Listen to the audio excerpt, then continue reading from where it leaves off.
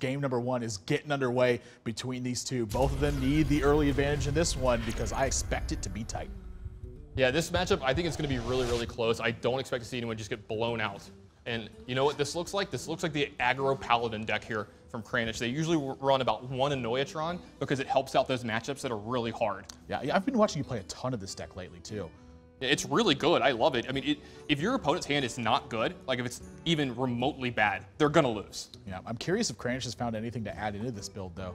Again, loves to add his own little twist to these kinds of decks. Yeah, I wouldn't be surprised to see him if like branched out with like King Mukla or something like that. It's a card I've thought about putting in the deck. It works well with Divine Favor. He's going to slam turn 5 Fel Reaver. Just Fel Reaver. He's played a lot of Fel Reavers. He's played more Fel Reavers than the rest of HPL combined. Yeah, these are sort of unique cards, and I think that's part of what's actually bringing him to this deck is that these are against the grain. I think they're becoming more standard, but right now it's still kind of strange when you run into this deck. It's strange when you run into this deck in HPL.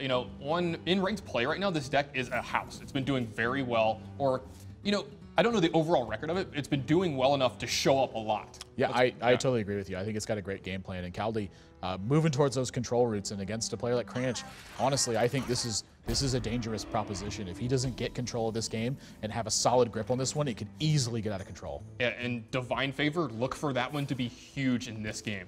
Yeah, it's exceptionally big in this matchup. I mean, Handlock, it thrives on having a big hand.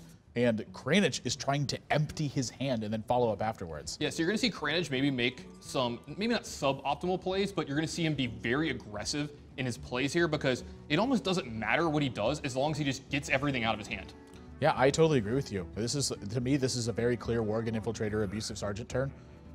And just the Ironbeak Owl, it's going to threaten Taunts, it's going to threaten Twilight Drake, Blessing of Kings on an Annoyatron. That's a massive deal. Yeah, if you get Blessing of Kings onto a Divine Shielded minion, it's really hard to deal with, obviously. But the thing is, too, with Divine Favor, you don't have to be super greedy with it either. If there's ever a turn where he can realistically, play this and then not fall super far behind, even if he's only drawing 3 or 4 cards, that's worth 10 to 12 damage in this deck. Yeah, and Kaldi going to have to take his time and evaluate this position because it's already looking a little bit rough for him. Yeah, and his own removal spells are going to be working against him here. Mortal Coil, usually great. You get to cycle this card, draw another one, take care of a minion, but it's keeping extra cards in his hand. Ooh, Hellfire is not a bad draw. That one is one of the equalizers in this match. But Blessing of Kings in this spot, this is looking fantastic. He's going to be able to stick it on a Divine Shielded minion. There's that flare, too. I don't know how often Hammer of Wrath shows up in this deck, but we haven't seen it yet. It's very, very, very unlikely that you see that in this deck. Every now and then you see one. I mean, I played this maybe the first time I played this deck in Hearthstone about a year ago, and you had a lot less card choices at the time. You didn't have muster for battle. Yeah, he's going to Blessing of Kings on his 2-1. And yeah, kind of hedging his options here, diversifying his threats. Knows he's got to go upstairs, though. There's no reason not to. Yeah, this deck doesn't do trading. That's not what it's looking to do. Yeah, Kaldi. He can make an 8/8 this turn, but Kranich, she's just like, yeah, so what? Yeah, so what? I got 11 damage. The thing about Hammer of Wrath is it does give the deck a little bit of reach where it usually, doesn't. Some players don't like Consecration in this deck because you don't run a quality. And, Hammer of Wrath is actually just 1 more damage than Consecration is. This is a 6-card Divine Favor. Can you ever pass this up? Nope. I just don't think it's possible. Unless you're killing him. Yeah, if you're killing somebody. Yeah. I don't even know that. Even then, you still draw 6 cards. Draw 6 cards. Like, I know some players that are like, yeah, you just draw 6 cards. I remember doing it for Magic, man. I used to be able to kill people and be like, I'm just going to draw 10 cards instead. Yeah. You send a message. It sends a pretty darn big message. Just watch the feeling you get watching this Divine Favor happen. Look at this. This is disgusting. 2 Ironbeak Owls now, too. Interesting. He's got Consecration and Hammer of Wrath. I wonder if he has 2 Consecrations and a Hammer of Wrath in this deck. I'm not the biggest fan of having that many 4-drops. But, I mean, again, this is Kranich, so he's going to have his own stuff. Yeah, these could very easily be singletons. And the other thing about this, too, is when you play this Blessing of Might here, you're 100% certain that you're going to be able to play another spell. You're going to get something like Blessing of Might or Leper Gnome, or there's Southsea Deckhands in this deck as well. This deck is angry. Yeah, and he's getting angry right now. Kaldi's down to 8. Yeah. And he's got to face down a 4-2 Annoyatron, a 6-5 Worgen Infiltrator. Yeah, Kaldi almost has no outs from this spot, by the way. I mean, this is looking tough. There's 2 owls in Kranich's hand. I mean, he's going to go to 5 if he wants to clear this board. You're looking at Dark Bomb on the Worgen Infiltrator, run into the Annoyatron Hellfire afterwards. Yeah, I mean, Yeah, if he does that line, then he's not dead right away, but there's no way Kranich doesn't win from this spot. You have to, have running anti-heal bots to keep up with him. And then if he does do a taunt up play this turn, Kranich has 2 owls to get through. Not 1. Yeah. Yeah, this is not a winning situation for Kaldi. It's been brutal so far. But this is the kind of stuff that Divine Favor brings. This matchup in particular would normally be very difficult. The fact that you have a 3-mana draw 4+ spell in your deck is just backbreaking. It's also the weirdest thing ever to have in your opening hand and see your opponent's playing Warlock, because you're not sure if they're Zoo and you're not sure if they're handlocked, but you just have to keep it, because if they're handlocked, they cannot beat the card. Yeah, I just feel bad for Kaldi in this spot. He's taunting up 13 health worth of minions. Not enough, buddy. And it's just 2 Iron Beak Owls. Not good enough. What a game from Kranich. This one just completely locked up.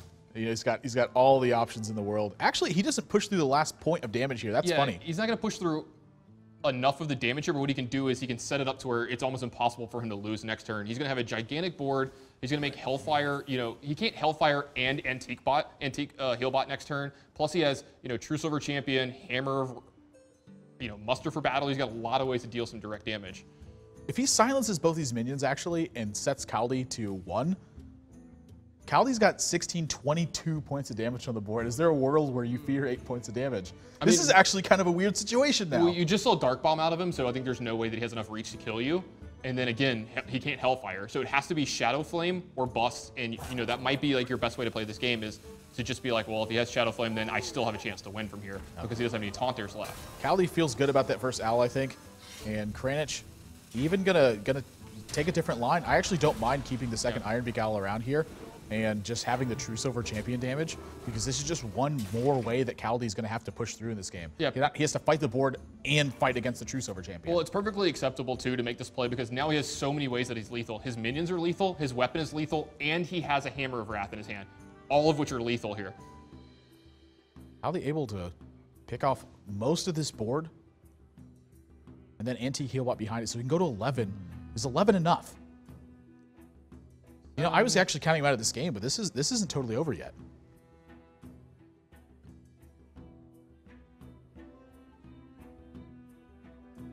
Was it 11? I mean, maybe he doesn't even attack the Iron Beak Owl. You do have to put an 8-point minion into the... Yeah, maybe you just start having to actually just push for 8 at some point in time, just to try to get the race in your favor. Yeah, let's say he attacks this and then 16 upstairs. Yeah, I think he has to take care of the owl. I don't think you can Can't take die 2 just extra. Arcane Golem. Yeah, you can't just take an extra 2 here, because there are Arcane Golems in this deck. There's also usually a Leroy Jenkins in this deck as well. 5, 6, 7, 8 damage available from Kranich this turn. Yeah, and Kaldi just gives him the well played. Now, it almost feels defeated in this one, and it's hard not to feel defeated. Your opponent drew 6 extra cards this game. Yeah, and Kranich, he is... Here's the thing. Kaldi has 22 next turn. You're absolutely right. But he's going to gain 2 life here from this True Silver Champion. So... Does Kranich feel that he needs to play around Dark Bomb here? Because he can run his, he can run into the Antique Heal Bot here and use Consecration as like a removal spell here, and then gain 2 life with dealing 4 damage to Kaldi and kind of play around a Dark Bomb. Yeah, I think that's the play. I really do. It's funny that he has to play safe in this situation. Yeah, but I mean, it's one of those things. It's like, how am I going to lose this game from here? Because if you lose a game with this deck with like 6 cards in your hand, you messed up somewhere. 22 damage available for Kaldi. If Kaldi picks up Defender of Argus, he's actually got the win. Yeah, there's a couple outs. He's got Defender of Argus. Oh my gosh. Yeah. I'm stunned right now. I can't believe that Kaldi's in this game. Yeah, he has a couple outs to win this game. Look at Kaldi's Defender face. of Argus, Look at Kaldi's face. Dark He doesn't Bomb. believe it either. A second Hellfire would tie the game. We haven't seen a tie yet. The Sludge Belcher might extend the game too. He's got the Iron Beak Owl. Oh, you're right. He's got Iron Beak Owl, Hammer of Wrath.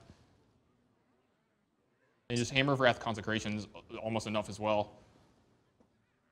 Unbelievable that Kaldi's in this game, by the way. Looked like it was going to be a runaway here from Kranich. Kaldi's hand working out pretty well here in the mid-game. Yeah, even if he life taps into Antique Heal Bot, it's not going to be enough. Yeah, he doesn't have enough toughness in play right now either. Still life tap into the damage, though. He could still life tap into the 16, damage. 17, 18, 19, 20, 20. Well, nope. He's going to lose the mana. Yeah, he doesn't have enough mana. He'd have to get exactly Dark Bomb. Well, I mean, You gotta go for it, right? I think Kaldi does have to go for it, honestly. He's gonna go with Sludge Belcher instead, and then he only saw one Iron Beak Owl earlier.